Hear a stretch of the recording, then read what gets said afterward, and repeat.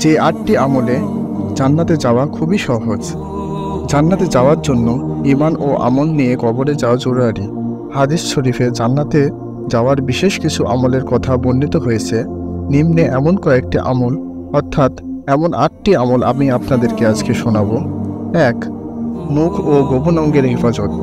রাসূলুল্লাহ সাল্লাল্লাহু আলাইহি ওয়াসাল্লাম ইরশাদ করেন, যে ব্যক্তি উভয় ঠোঁটের মধ্যভাগ অর্থাৎ জিহ্বা ও 2 রানের মধ্যভাগ অর্থাৎ লজ্জা স্থান হেফাজতের দায়িত্ব গ্রহণ করে, আমি তার জন্য জান্নাতের দায়িত্ব গ্রহণ করি।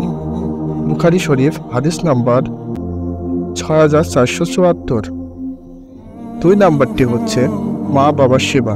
রাসূল সাল্লাল্লাহু আলাইহি ওয়াসাল্লাম ইরশাদ করেন, ওই ব্যক্তি ধ্বংস হোক, ওই ব্যক্তি ধ্বংস হোক, ওই ব্যক্তি ধ্বংস হোক। কেউ জিজ্ঞাসা করল, হে রাসূল, কে সেই জন?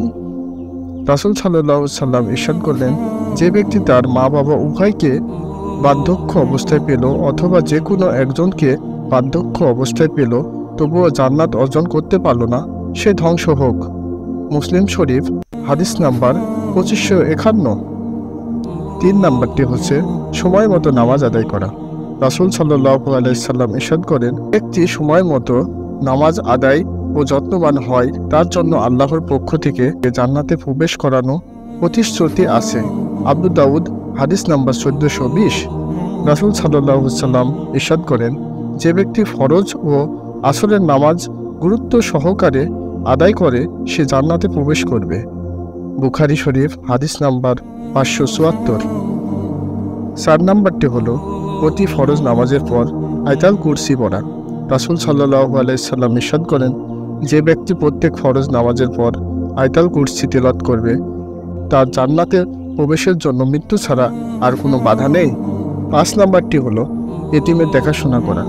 রাসূল সাল্লাল্লাহু আলাইহি ওয়াসাল্লাম ইরশাদ করেন, আমি ও এতিমের লালন পালনকারী জান্নাতে একসঙ্গে এমনভাবে থাকবে, এ কথায় বলেন তিনি মধ্যমা ও তর্জনী আঙ্গুল দ্বয়ের একত্র ও পৃথক করে দেখিয়েছেন। বুখারী শরীফ হাদিস নাম্বার 5304। 6 নাম্বারটি হলো আল্লাহর নাম মুখস্থ করা। আবু হুরায়রা রাদিয়াল্লাহু তাআলা আনহু সূত্রে বর্ণিত, রাসূল সাল্লাল্লাহু আলাইহি ওয়াসাল্লাম ইরশাদ করেন, আল্লাহ তাআলার 99টি নাম আছে, যে ব্যক্তি তা আয়ত্ত করবে আল্লাহ তাকে জান্নাত দান করবেন। বুখারী শরীফ হাদিস নাম্বার 2736। 7 নাম্বারটি হলো ঈমানের উপর অবিচল থাকা। আবু যর রাদিয়াল্লাহু তাআলা আনহু থেকে বর্ণিত, তিনি বলেন, একদিন আমি রাসূলুল্লাহ সাল্লাল্লাহু আলাইহি ওয়াসাল্লামের খিদমতে গিয়েছিলাম। তখন তিনি সাদা কাপড় পরা অবস্থায় ঘুমিয়েছিলেন। কিছুক্ষণ পর আবার গেলাম, তখনও তিনি ঘুমিয়েছিলেন। কিছুক্ষণ পর আবার গেলাম, তখন তিনি জাগ্রত হলেন। তখন আমি তার দরবারে উপবিষ্ট হলাম। অতঃপর তিনি বললেন, যে ব্যক্তি লা ইলাহা ইল্লাল্লাহ বলবে এবং এর উপর মৃত্যুবরণ করবে সে জান্নাতে প্রবেশ করবে।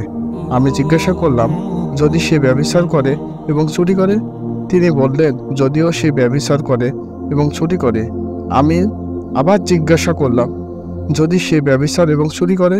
তিনি বললেন, যদিও সে ব্যভিচার এবং চুরি করে। এভাবে 3 বার বললেন। অতঃপর 4র্থবার বললেন, আবু যরের নাক ধুলাই ধূসরিত হোক। বর্ণনাকারী বলেন, অতঃপর আবু যর রাদিয়াল্লাহু তাআলা আনহু তা বলতে বলতে বের হয়ে যান।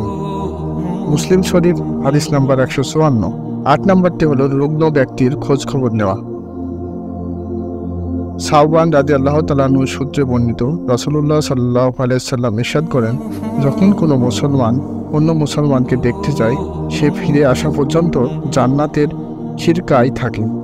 সাহাবে একরাম আরজ করিলেন, খিরকা কি? রাসূলুল্লাহ সাল্লাল্লাহু আলাইহি ওয়াসাল্লাম বললেন, জান্নাতের ফলবাগান। মুসলিম শরীফ হাদিস নাম্বার 2568।